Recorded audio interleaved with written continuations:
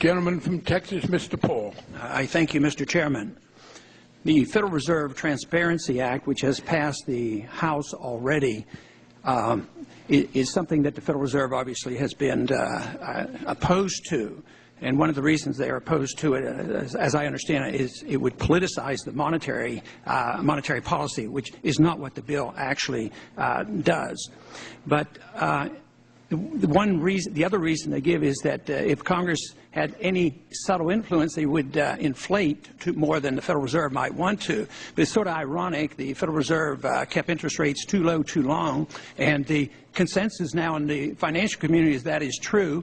Interest rates are now still down at 1%, so hardly could the Congress influence the Federal Reserve in a negative way by causing them to inflate even more. But there has been a political cozy relationship between Congress and the Federal Reserve, although the Congress has been derelict in their responsibility to perform oversight.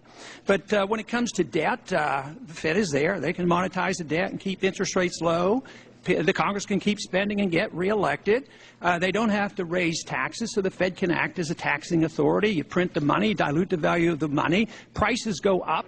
And price inflation is a tax. And when people pay a lot more for their medical care than they used to, they ought to think about the inflationary tax. Also, the Fed accommodates the Congress by liquidating debt. By debasement of the currency, the real value of the money goes down, the real debt actually goes down. So in many ways, the Congress and the Fed does have a pretty cozy political relationship. But I would like to get to more specifics on the transparency bill, because it has been reported in the past that during the 1980s that the Fed actually facilitated a $5.5 billion loan to Saddam Hussein, and he then bought weapons from our military-industrial complex, and also that is when he invested in a nuclear reactor. A lot of cash was passed through, and a lot of people suppose it was passed through the Federal Reserve when there was a provisional government after 2003 invasion. It was not, that money was not appropriated by the Congress as the Constitution says. Also, there's been reports that the cash used in the Watergate scandal came through the Federal Reserve. And when investigators back in those years tried to find out, they were always stonewalled, and we couldn't get the information. But my question is, you object to this idea that I would say, give us 6 months. After 6 months, we could find out what we're doing. But what about giving us, give you 10 years? Would you grant that the American people deserve to know whether the Federal Reserve has been involved in this and what kind of shenanigans they're involved with foreign countries and foreign central banks, and find out? Possibly you're working right now to bail out Greece for all we know.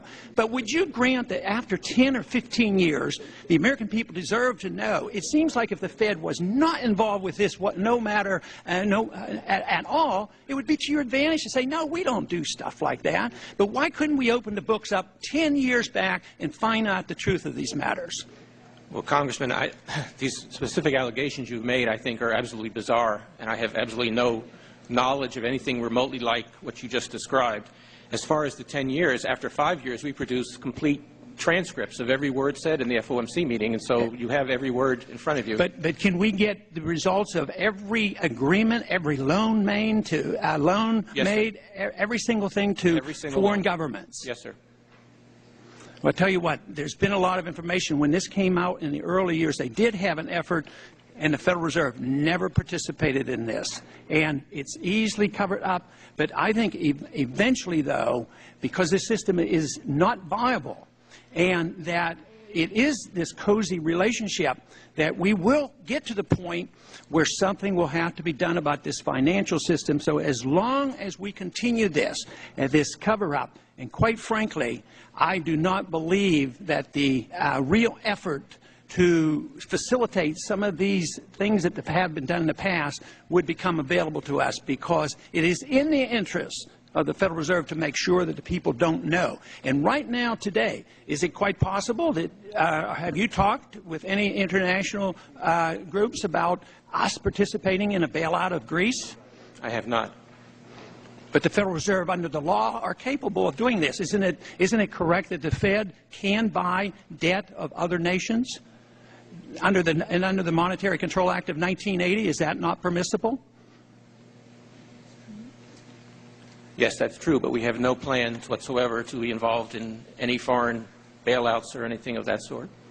But if they did, it certainly would be to our advantage to know about it. You would know about it. Gentleman's time's expired. I recognize the gentleman from Pennsylvania, but I do pledge this committee will look into the allegation that under Presidents Reagan and Nixon, the Federal Reserve was engaged in those activities. The gentleman said that during the 80s, the Federal Reserve lent money to Saddam Hussein, and during Watergate they did this, and I certainly agree that we should look into what might have happened under those two presidencies. The gentleman from Pennsylvania. Thank you, Mr. Chairman. Mr. Chairman, I'm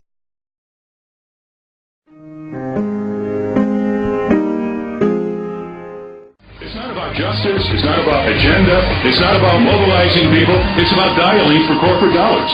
These two parties have sold the U.S. government and the American people to the highest bidders.